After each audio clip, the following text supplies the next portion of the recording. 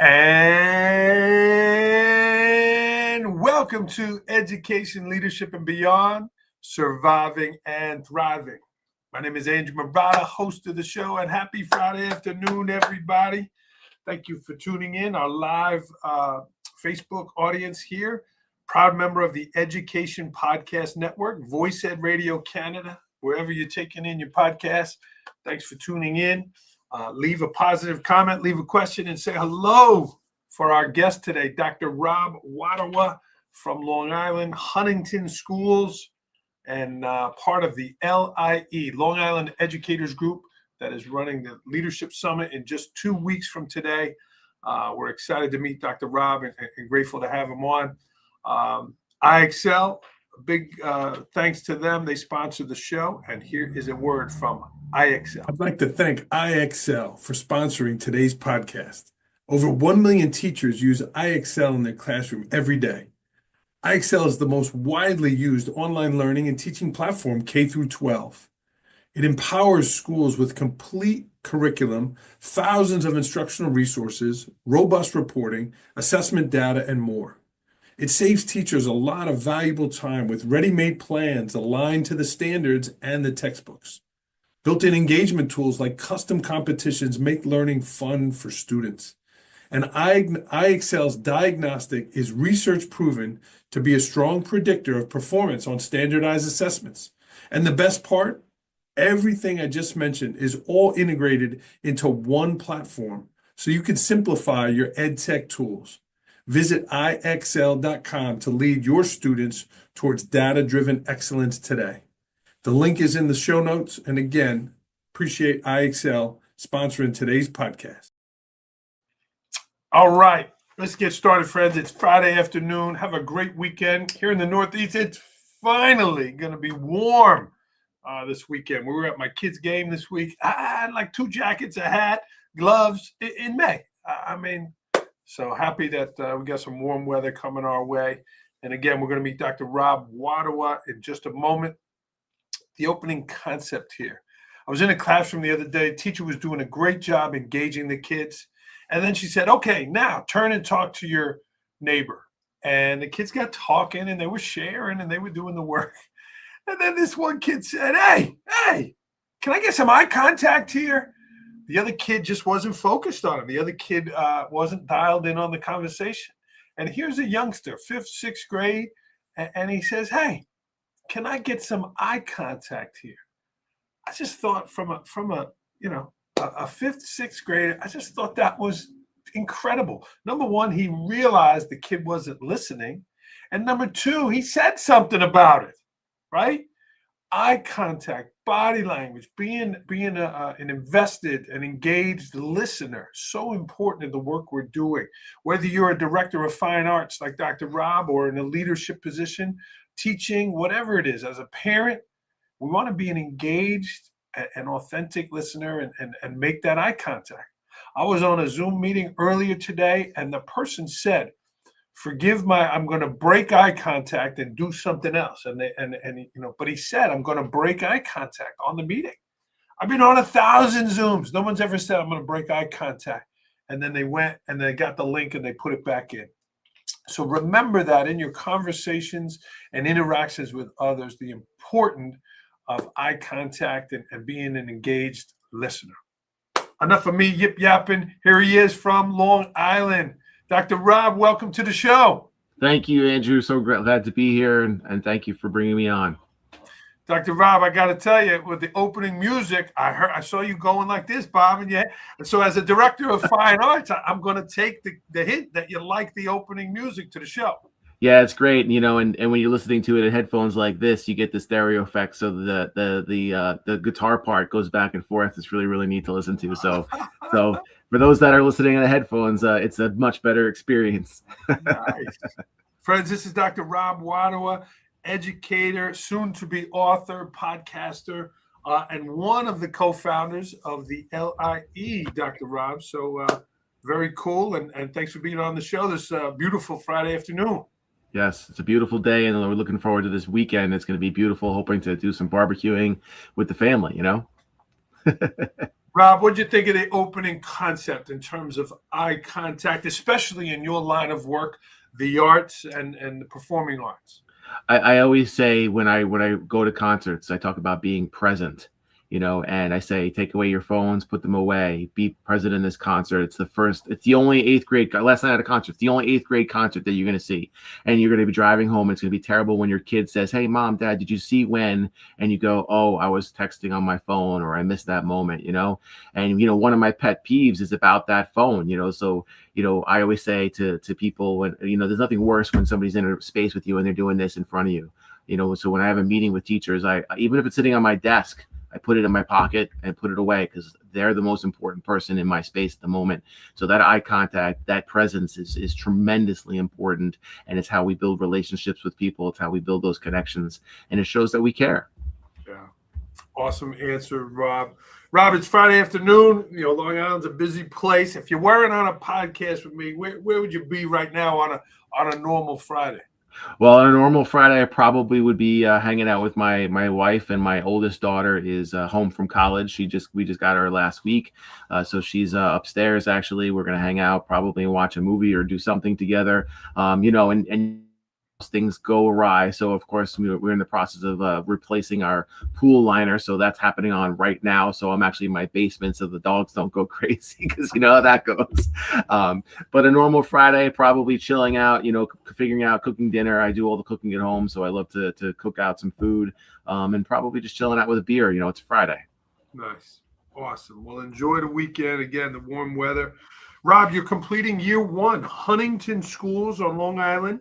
As the Director of Fine and Performing Arts. Thank you for your love of the arts there. What have you learned in your first year? You've been doing the job other places, but this is your first year at Huntington. What have you learned in your role there? So one of the things that I think is the most interesting is a lot of people will talk about the leap, and I'll say the opposite of that. When I walked in, I had 10 years of experience in this role. I was a director of art, E&L, music, world languages, and I also had the DEI coordinator, as well as on my title. And walking into a space where I have this, 14 years of leadership experience, it was eye-opening of the respect of, hey, you have a lot of experience and we're excited for that. So this year was a lot of listening. A big piece that I always talk about is, the quote that I live by is, born with 2 ears and 1 mouth. You should listen twice as much as you speak. I really, really took that on and listened to people. And there were some changes that were made that people were going, hey, we've been asking for this for 6 or 7 years. Can somebody finally get this done? And I'm like, so what do we got to do? They're like, I don't know. And then I speak to my assistant superintendent. He's like, fill out some paperwork, have a conference, do this. And I was like, all right, I'll get it done. And so there's a lot of kind of cleanup that I felt like that I was doing that, that the teachers wanted to see and the district wanted to see. And there's some initiatives that have been on the table that people haven't really lifted. So I was able to kind of lift that off the ground and not make changes, but make strides for progress for our future. I never believe coming in like a bull in a china closet, making all those changes immediately. It's about building relationships. I had the first thing I did was I set up connection meetings with our teachers, and I had coffee time, and then I did mid-year check-ins with them, and I asked 2 questions. Really important. The first question was, what's different this year that you want more of, and what's different this year that you want less of? And they really kind of dove into the differences of the years to year, and then how they want to see things moving forward, which I think is so huge, because at the end of the day, we're supposed to be serving our people, and how better to serve our people by knowing what our people want. There's the listening again. Right? The eye contact and the listening, but then you taking action on that, doing those things that they're saying there, and they're happy to see that movement in your work there. So congratulations. Rob, why the arts? What drew you towards the arts? You went to Franklin Pierce University. Have you always liked the fine arts and performing arts? So when I was in high school, I wanted to be a math teacher. And then I wanted to be a chef. And my dad, when he was alive, he had a restaurant in Florida. And during the summers, I used to go down there. And he said, "Oh, you want to be a chef? I'll throw you in the kitchen." And that taught me real quick that the life of a chef is absolutely terrible. So then, by the time I started figuring things out, my mom, she goes, "You've been playing guitar, you've been playing clarinet, you're playing drums, you're playing this. Why don't you go to school for music?" So I went to school for music, studied classical guitar. Graduated with a classical guitar degree and played in hard rock bands and metal, and I was like, and then what do you do after you graduate? So I went to a music store and I taught privately, and I had 100 private students in the summer. So I taught from 10 o'clock in the morning to 9 o'clock at night, straight through. I had 100 private students, and my wife, Kim, now my wife was like, "Dude, you love this stuff. Go back to school." So I went back to school to be a teacher, became a public school teacher, taught general music and chorus for 3 years, then taught band for 3 years, then got tapped on the shoulder for leadership. And then became a chairperson and a high school band director, choral director. And then I went on my way into the world of leadership. So I've always been involved with music and the arts. And the part that I think is so important is I was up in Albany a couple of weeks ago with our high school orchestra teacher and our students. And I was with two politicians. And right away they go, "Oh my goodness, I remember when I played trumpet and I played saxophone and this and that." And all of a sudden there's this connection, so as much as people talk about a lot of times music and art teachers, "Oh, you're just art," or "You're just music." We hear that a lot, and as soon as people say that, I'm like, wait a minute, what about the connections? And you'll hear that as soon as somebody says, "Oh, you're a music person, you're an art person," right away people are like, "Oh, I remember when I did this, I remember when I did that." And it's a way for us to connect as a human. And I think it's global. If you went to a place in Asia and said that you were a musician or you were a music teacher, people are going to connect to that. And it's quite amazing to see that and feel that. So I feel like a real, a personal level, whether you're a politician or you're a student, I can walk into a space and we can connect because of music, because of the arts. And I think it brings us together. That's just, and I've been doing it for many, many years, and I aspire to do other things too. I love leading. I love exploring. And, and people say, "Why do you do it?" It's like, I love to do it. It's a lot of fun to lead if you do it the right way. Right. So yeah. That's my story. I'm sticking to it. Rob, can you tell as a music teacher when the kid doesn't love music, right? Some of those kids are in there because they need the credit or whatever. Can you tell right away, "Oh, this kid's talented," or "This, he don't like it"? I mean, is it something you see right away? It's every kid's different, just like every person's different, and I've had experiences where you have a kid that's like, "I'm not doing it, I'm not doing it." And actually, I personally was one of those kids. I never practiced. High school, I played clarinet. I was like, yeah, whatever. Played guitar. I started practicing. Didn't really get into it until after I graduated, and then really realized what it was about. So sometimes you have these late bloomers, and as a leader, teachers oftentimes have that kind of like, I want to teach kids at the highest level, but the kids that are loving it are really the ones that you want in that group, because they're so passionate about it. And so sometimes those kids stick out like a sore thumb because they're awesome and they're great. And there's other kids that they're just late bloomers, and you can see kind of that they're into it, but that's not going to be their thing. And I've had experiences where, recently I had a student of mine that was a French horn player, great kid overall, played pretty well. And I was on a Zoom call similar to this, and I got a text message from a director friend of mine that has my job in another district, and he's like, "I'm in this college, and this student just mentioned you. You're the former teacher, and apparently you inspired this person to be what they are today." And it's like, in that moment, I'm getting the chills here, the magic moment, but in that moment, like, as a teacher, this was a student, they did their thing. I really liked working with the student. They were a hard worker. Did I put them as being a college professor of French horn? No. But, fast forward to now, and that's what she's doing, and it's fantastic to be a part of that. Beautiful to hear, Rob. Friends, I just put Rob's website in the chat there. Patty Joan is watching. If you're watching live, say hello, whether you're down in Long Island or up in New York or maybe on the coast of Oregon. Say hello and maybe throw a question in there for Dr. Rob. Rob, in addition to the music, in addition to the work you're doing, you're working on some things outside of school as well. This is your website, and I like the mentoring aspects of it. That thing. Yeah. Shout out to Darren Peppard. You have a book coming out here next year as well. Tell me about this journey of the work you're doing, helping empower leaders to mentor our future.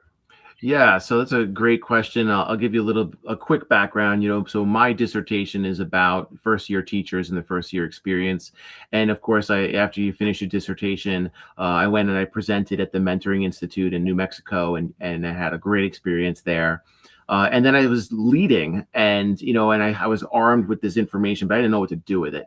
So then I had a doctoral student of mine that I was teaching, and went out and did teacher job satisfaction. And he discovered that the number one reason that the teachers leave the job in the first 5 years is relationship advisors. And when I discovered that with him, I had to pivot everything that I do. So I started creating a mentoring program. And my mentoring program that I created is a 4-year program. It starts off with biweekly meetings, and I have a whole curriculum that I follow through. And I do that for 2 years, and then I do a monthly meeting for the next two years. So this way it rounds out the tenure. So I support the teacher to the tenure process. And then most are aware in New York State, there's a required 1-year mentoring program. And everybody agrees that that's just not enough time to help a teacher grow. So I work really hard to support them for 4 years. And then talking to people like, Rob, you need to write this down. So I started writing it down and started exploring it. And I kind of discovered this, what I call the mentoring cycle. So, you start off as a classroom teacher, and you're doing great work. Somebody taps you on the shoulder to be an administrator. So you become an administrator, like a manager. And eventually, hopefully, as a manager and an administrator, you learn how to lead. You learn how to become a leader and focus on that servant part of it. And as you become a leader, you learn that you become a teacher again. And now you're teaching and you're mentoring, and you're helping teachers become the best versions of themselves. So that big cycle is what it's all about. So my whole thing is my hope is that once the book is complete and I can work with some future leaders and work with the leaders of the world in our educational setting, and be able to help walk that cycle, so then I can help them encourage and inspire the teachers to be the best versions of themselves, but then also to help leaders to understand that cycle, that they have to be a teacher again, so that's what it's all about. And Darren and I have known each other for many years. And it's funny because I put the book out to a couple of different publishers, and I had some interest. And I said to Darren, I said, hey, friends, look, I'm looking for some advice. And he's like, dude, why didn't you send me the book? So I'm like, well, I don't want to take advantage of our friendship, so that, and he said, let me get the book. And he got the book. And then we did a meeting like this, and sure enough, he's like, Rob, I got to have this thing. So, so the hope is, that at the end of the winter next year, or the beginning of the spring, it'll be published. It'll be out. I signed the contract last spring. Super excited about it. And, I'm still writing. So I have a book 2 and a book 3 that's kind of in my mind. I've kind of written through some things, and it's all on the mentorship piece, and it's about growing and fostering that piece. And I'm super excited about it, and Darren is a great person. So a shout out to Darren Peppard for all of his work. And he's got a great podcast as well. I'm super blessed to have great people in my life, and I'm glad to build this relationship now with you. So it's great. You were driving on the LIE, and then you had to switch to the road to awesome. That's right, man. 100%. Yeah. I'm grabbing Darren's website here, Road to Awesome, and yeah, what he's doing. Rob, I meet a lot of leaders, and again, they're passionate like you. Many talk about writing a book, but they have a hard time actually doing it. Talk to me about your process, that you actually got it done. You got the words on the page. What's your process? Are you early in the morning? Are you writing a little bit each day? How do you do it? So, one of the things I start usually writing is it's kind of probably backwards for most people, is that I write my preface first. I kind of get like, what do I want people to get at the end? So think with the end in mind, that backward design, what do I want people to do and know by the end of the experience of this book? And this book, I felt like, I was able to outline the structures in which I had from my mentor program, and how that all lines out. But then I also talk about the leader problem, and that, leaders oftentimes get into the role, but they're not actually taught how to be a leader.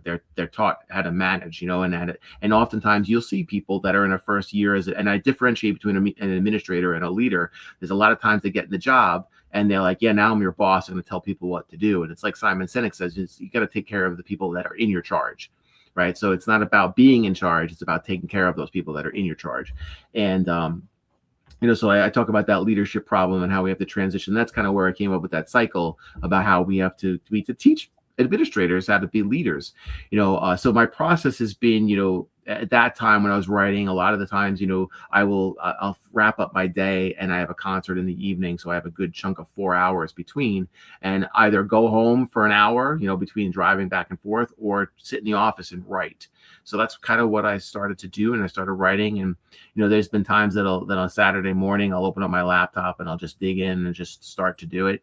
And once you've done the dissertation process, I think you build that mental model, the mental muscles of just, trugging through what it's like to write. As a person that's also an adjunct and I chair dissertation committees, I'm also an editor, that's really helpful for me to be able to write. So when I handed the product, and Darren goes, I don't really know what to do with this because this is pretty much a finished product. I handed him all chapters. He's like, I'm used to getting like chapters 1, 2, and maybe chapter 7 in the middle, and then saying like, yeah, I'm on board with that project, and then the author has to write it. I came in, I said, here's the book. You were done. Yeah. So, so I don't know what's going to happen. I'm sure his wife, she's going to rip me apart in the editorial stages, which is great because I love to grow, and that's fine. But that's part of the process. When I did my dissertation, I got all my research back and I started writing chapter 4. I wrote, I think it was like 167 pages, and Brett Owl, one of my greatest brilliant men I ever met, he goes, you got to throw that out. It's all wrong. So, so that's the process, that's the process, so you do that for a while and then you miss it. So I'm back at it, so it's really nice to do that, and share that with the people that I appreciate and respect. So it's super exciting. Congratulations and good luck again. Darren's website's in there, Road to Awesome. Shout out to Jimmy Cameron, one of your colleagues. We're excited. Just 2 weeks away is the LIE. Here is that program, the Long Island Educators, the Leadership Summit. There it is, May 29th. You can register at longislandeducators.org. We'll put that link in the chat. And Rob, what a great deal. It's a full day, breakfast and lunch. I mean, and in Long Island, the food is going to be good. Talk to me about you and your friends and your colleagues putting this together and the work you're trying to do there with this event. Yeah, I mean, Jim and I have been friends for many, many years. We have Joe Ellen, who's also been at this work, Joanne McCarthy, and Dennis Shug, who's a local middle school principal. We've all been kind of in this work for probably almost a decade, and it's a passion project. It's something that we really, really love. Just throw it on the side. We're gonna throw some conferences together. It's just for fun. But it's something that we really love to do. Our mantra is, if you will, is we believe that we're all better together. We're better if we network. The question of who's the smartest one in the room is the smartest one, and that we could all come together, we can all network together. And, we talk about like the best professional development is right down the hall. But in the world of leadership, this brand new assistant principal may not have another assistant principal down the hall, but they need to network with another assistant principal to help out. And oftentimes you'll find that these new administrators will lock themselves in their space. They're afraid to go out and network and build that PLC, that, personal learning community, and get out there and get to know people. And our piece is we want to build our future leaders. So we kind of, dovetail with local colleges that have future leadership programs, and then local doctoral programs. This way you have the research that's in there, and then, practicing leaders. This way we can have mock interviews for the newer leaders and give them authentic feedback. We can have round tables so we can incorporate the new research that's out there, or even topics that are hot at the moment. And then we also have our actual sessions that people, plan for, that are authentic. So we really are looking for a unique experience for the person that's part of the conference themselves, where they're going in, they're seeing an amazing keynote speaker, get inspired, get on fire, have some traditional sessions, have lunch, and then go to like these mock interviews and or have these tabletop sessions. And then at the end, we have like what we call the finish line, where we have a lot of giveaways, books to give away, a lot of great free things. And people share out, about what they learned from the conference, what they took away from the conference. And, as we were developing this, we're like, everybody loves on the Long Island. Everybody knows what the LIE is. So we were kind of figuring out like how this would work. And we kind of threw out Long Island educators. And, as the team, we visioned it out, and it kind of stuck, and we have a planning team of probably about 20 people that we work with. And there's all these great networks of people that are from teachers to leaders across the island that, we drop things into a chat and we're like, hey, we need ... And it just happens, and today we're actually putting together a commercial for the event, and one of our planning team members put together the commercial, throwing down some things, took some of the clips that you had with Jim, might take some clips from today, and then we're going to dump it onto social media. I mean, so it's really organic, and we know there's no I in team. We are all doing this together, and when we have a celebration, some of the team members that I've known for a long time, they're like, oh, you work so hard on this. I'm like, no, we work so hard on this. We're all together on this great journey. And, and this is our second year doing it. And, for this particular conference. But like I said, we've worked with Sanies, we've worked with Nerd Camp, we've worked with so many different organizations. We've had connections with the National Elementary, Principal Association and Middle School Principal Association.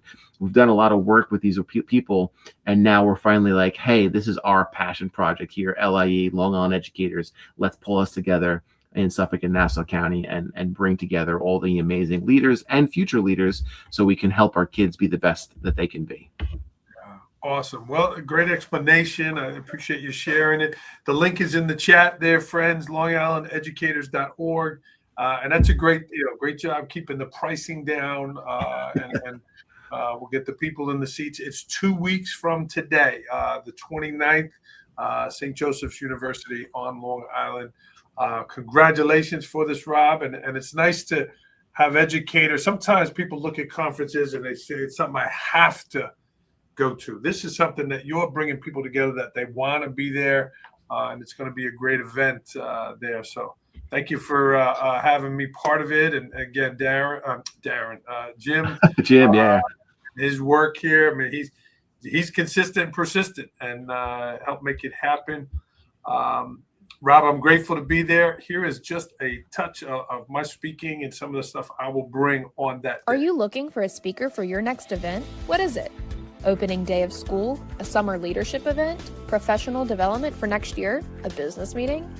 Andrew Murata is ready to be your speaker. For the past 7 years, Andrew has been speaking to schools, businesses, and civic organizations, bringing energy, enthusiasm, and real connection to every audience. Connect with Andrew to learn more. He would be honored and excited to support your team with spirit, motivation, and inspiration you're looking for.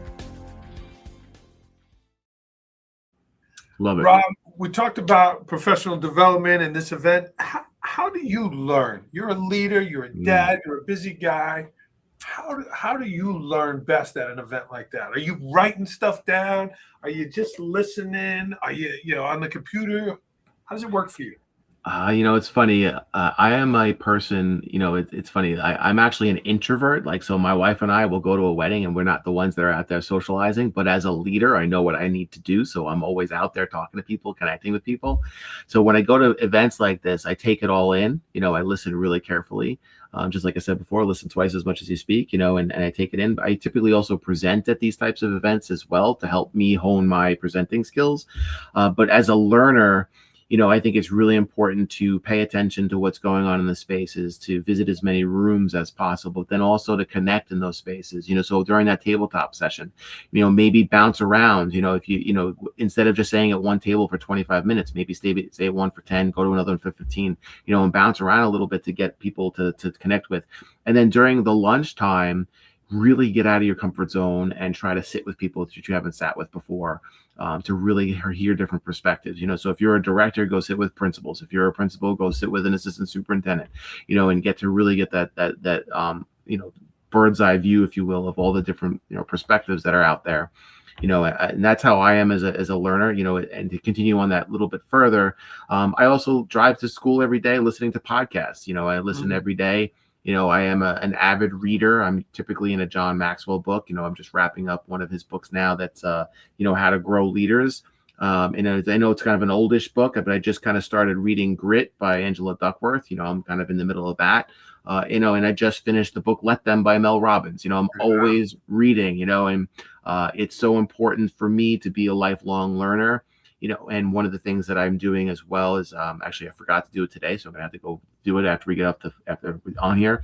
Is I've been doing the Learning Leader Nook, and I send an email out to my staff, and what I'm reading, what podcasts I've listened to, and what videos I've watched recently, because I think that if I want my teachers to be lifelong learners, that I have to model the lifelong learning as well. Fantastic! You got a lot going on, Rob. Yeah, man. And a podcast, I started a podcast this year, which has been super successful. A lot of great people. It started in September. I have over 1,700 downloads already, which is amazing for me. I'm super excited about the small things. I drop an episode every month, and I do a reflective episode every 4 episodes. So there's actually a reflective episode we'll be dropping this Monday coming up. And I have a lot of great, guests lined up, and, hopefully I'll get you on, which would be fantastic. And, I'm on this journey, of leadership, of learning and growing and trying to help people as best I can and be a servant leader. So that's what I'm doing. But you're living it too. Like you just said, you're reading, you're diving into it. You're going to go back on a Friday afternoon, and because you want to share that information. I like your energy, and I like how you're trying to help others. People can find the podcast on your website here, Rob Wottawa. Yeah, robwottawa.com. I have the podcast. I'm on Spotify. I'm on Amazon. I'm on iTunes. I'm on Buzzsprout. So you can find me around, and a lot of great things from a lot of great audience members. Great guests. I'm super excited, and I just feel like I'm really fortunate to have great people in my life. So it's just nice to be surrounded by amazing people. They lift you up.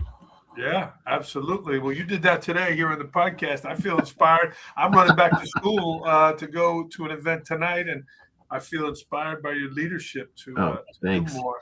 Rob, this question wasn't on the list, and I'm about halfway through, but I don't know if you saw that Eric Church spoke to the North Carolina graduating class, and he built the speech around the guitar. Oh, I did not see that. Okay, well, then as a music person, you definitely want to watch it. But he built the leadership points about the strings and the chords and what they mean, and how it affects when just one chord is off, when just something's out of tune, everybody can hear it. So it was powerful there, just about incorporating music and leadership in the thing. So you'll definitely appreciate that. Yeah, I'm an Eric Church fan. That's awesome. I love it. Like we talked about before, we're all connected. And when I was just listening to a podcast, and they said when you're in your space, is the piece of advice they said, when you're in your space, you do anything, and your people do. I know you're busy, but that means that you're doing something wrong, because they see that you're too frazzled, you're too all over the place. And when they feel that, the whole world feels that, and you're not jiving. So you got to get back with the music, get back to jive, and get back with your people and say, I got to be in it with my people so I don't look busy, right? Because if they feel like you're busy, that ain't good. Well said there, Rob. You got the book coming out. I know you have a big day coming up here personally for yourself. Your daughter's home from college, so I wish you the best with all of that. What are you looking forward to this summer, Rob? You're turning the page. You'll be in year 2 at Huntington, the director of fine and performing arts. What are you looking forward to this summer and beyond? Yeah, so this summer, Kim and I like to camp, so I'm hoping maybe we can, grab a weekend or two or a week and get out there and camp. You're not sure quite how that'll all work out. My youngest daughter is a junior, so we'll probably be looking at colleges as well. So that'll be a busy summer for us.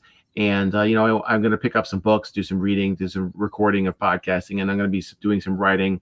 Hang out by the pool, you build a beautiful house, you got a beautiful yard. It's nothing wrong with, kicking up and hanging out in the pool with a beer and just chilling out, and having a lazy day. But yeah, I think the biggest piece is we love to connect as a family. we're one of those family nerds that said, when COVID happened, we really loved it because we got to be together so much. We really loved each other. And it was nice to stay connected. And, we missed those times, so this summer will be nice because my daughter Jules will be home from college. We'll be able to do some things as a family and just kind of reconnect as a unit, as one, which I can't wait for. Yeah. Dr. Rob Wottawa, friends, a leader, podcaster, got a lot of energy, lots going on. My nickname, Rob, is a lot of Murata. Well, you're sprinting past me. I'm looking down the LIE saying, where's this guy going? So congratulations on Thank you. all these great things for you.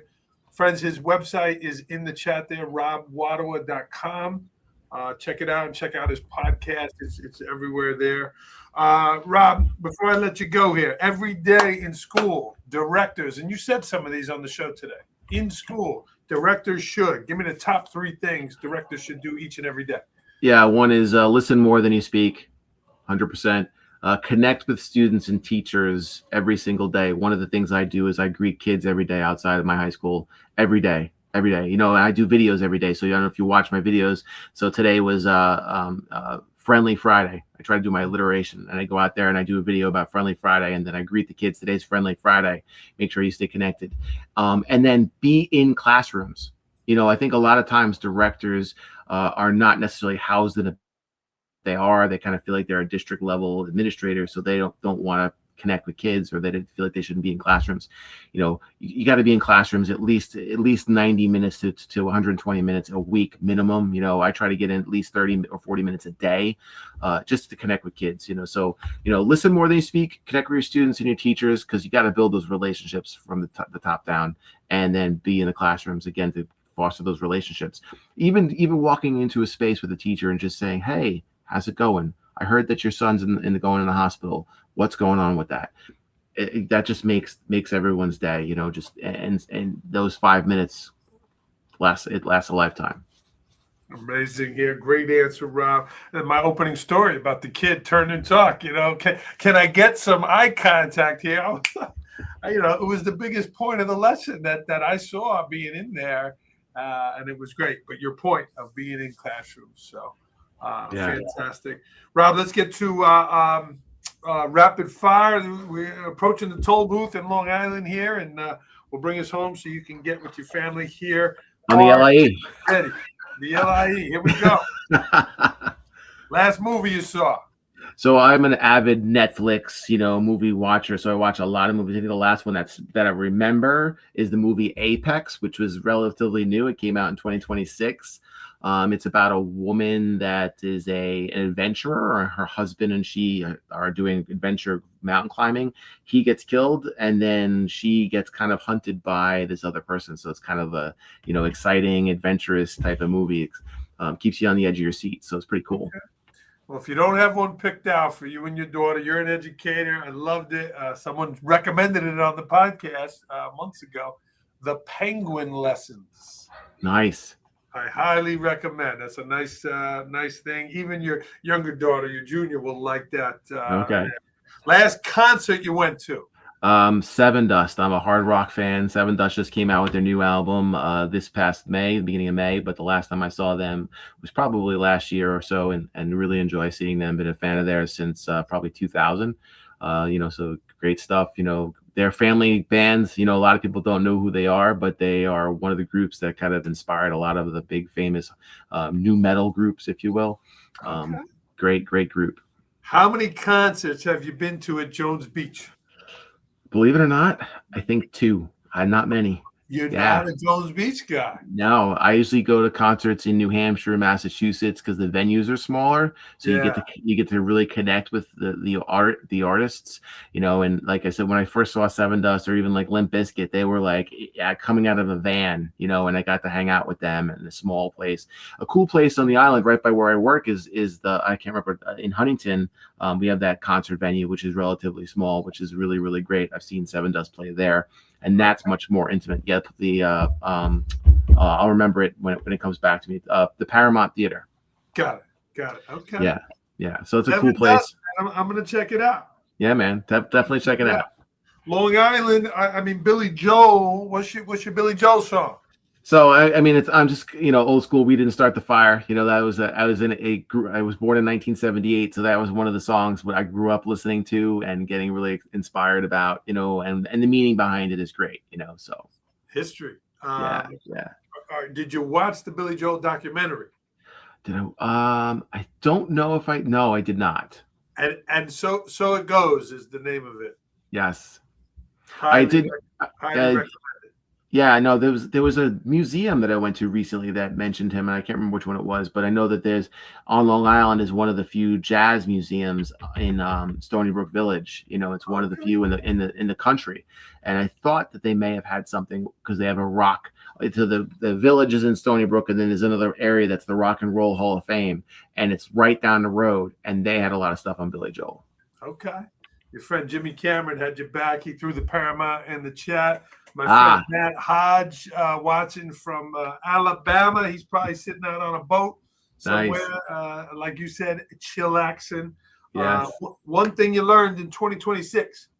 The one thing I learned in 2026, I said it earlier too, is that I was surprised by how people respect experience. So when I came into the space, I was kind of expecting to have a heavy lift in the very, very beginning. My opening statement to my staff and my teachers, I thought was very positive, and they shared with me that it was really positive, which was great, and making those connections. But immediately when I had conversations with people, the words that they said were along the lines of, "We are so happy to have somebody with X amount of experience, and so excited to have somebody with the breadth of knowledge that you have." And I was like scratching my head. I'm like, who, this guy? Always lead with humble and kindness, right? So for me, I was like, what are you talking about? Great food in Long Island. What's your favorite dish? Oh gosh, that's a tough one. Like I said, I do all the cooking at home. So when I got my doctorate and Kim said to me, "What do you want for your doctorate?" I said, "I want the pasta attachment to be able to make my own pasta." So I do a lot of my own cooking. But biggest things that I really love besides pasta and things is, of course, I love a good spicy Mexican dish with lots of good meats and good cheeses. So I don't have anything particular, but I just love to just cook and make my own hot sauces and do the things, So a couple of my friends have come over and they're like, "Man, you should be a chef." I'm like, "Yeah, remember that story?" If you had an open ticket to Broadway in Manhattan, what musical are you going to see? So my daughters went and saw it with school, and Kim went and saw it, and I did not get a chance to see it. And I've heard amazing things. It's going to sound silly probably to most, but I want to see The Lion King. I've heard that it's beautiful. The music is beautiful, and the cinematography is beautiful. So I just want to get there and see that type of show. Yeah. I'm taking my two teenage daughters to Six this Sunday, so I'm excited to be with them there. You have a New York sports team? Are you sports? It's funny. I have no problem watching sports. As a kid, I was a baseball fan. So as a young kid, I was 1986 Mets. Darryl Strawberry, Gary Carter. But as an adult, I'm so involved with all of the other things that we've been talking about that I just don't. It's not in my radar. The arts, man. I get it. Yeah. One thing you're curious about. What am I curious about? I'm always curious to learn about how people tick, and I always want to learn more about leadership, and how to really, inspire people to want to move to the next level. We talk about change is really difficult, but why is change so difficult for that person? And getting into that, and then hoping to be able to understand where they sit, so then you can help them and support them to move maybe to another seat. Yeah, go. Sorry, I cut you off. Go ahead. No, it's okay. Yeah, it's all good. So that's kind of, that's one of the things I'm curious about. I'm always excited to learn new things, but from a leadership standpoint, what makes people tick to change. Dr. Rob Wottawa, friends, his website is in here, robwottawa.com. Rob, how about a quote to end the show? This was fantastic. Thank you. I have a lot of quotes in my mind. The quote that I created myself, or I think I created myself, that I live to, and is teachers are leaders and leaders are teachers. And it ties back to my framework in the sense that when I talk about leaders, I mean leaders are teachers, and when I talk to teachers, they're leading kids. They're leading kids every single day. And when we talk about classroom management. It should be classroom leadership. If we are teaching leadership skills to our students and how they can run a classroom, they're going to be inspired to be part of what you're creating in your culture of your classroom. If you tell them that you're going to manage them, they're not going to want to be around you, because nobody wants to be told what to do. So when I talk about teachers and I talk about leaders, I'm using that term synonymously, and I really truly believe that a great teacher is a great leader, and a great leader is a great teacher. So that's my quote. Teachers are leaders and leaders are teachers. And we're going to end on that point. That was fantastic, Rob. I love that. There's a lot that you could do with that. And you might be hearing that again in the LIE, certainly quoting the great Dr. Rob Wottawa. Check him out, friends. And again, looking forward to this event, just 2 weeks here. If you haven't registered, New Yorkers and surrounding states, this is it here, May 29th, LongIslandEducators.org. We are going to sign off here in the podcast. Rob, happy Friday. I wish you and your family the best. And dude, Thank you. like this, a real music guy right here. This was fun. We're going to sign off on the podcast. Thank you to IXL for the work they're doing and sponsoring the program. Rob, have a great weekend, my friend. Thank you too. Be well. Yeah, keep surviving and thriving, friends.